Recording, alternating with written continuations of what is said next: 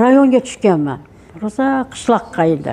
Shunday sharoiti bordi uydan, sharoiti yo'q uyga tushib qolganman. Aradan tindirib suv ichishar ekan ular. Bunaqa idishvorgan hammom, oshxona, bunaqalar yo'q. Eshikka ancha nariga borasiz, hojatga.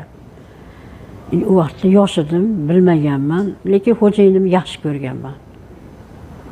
Rasmini ko'rib bile yaxshi ko'rgan. Men xo'jayinim o'tgan kunlarda O'lmas Alixo'jayev bordi-ku, xuddi ashiydi. Kopya o'ziydi. Xuddi ashiydi. Shunaqa yaxshi ko'rganman u kishini.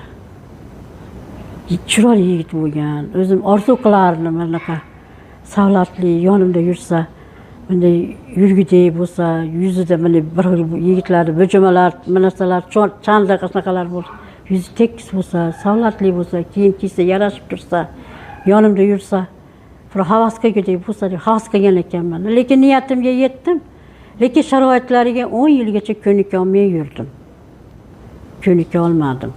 Yo'q, pasportimni ham 10 yilgacha almashtirmaganman. Baribir bitirmayman. Yo xo'jayinimni olib chiqib ketaman, yo o'zim chiqib ketaman derdim. Xo'jayinimning yaxshiligidan yashab ketdim. Xo'jayinim shunaqa tilla odam edi. Men yuzimga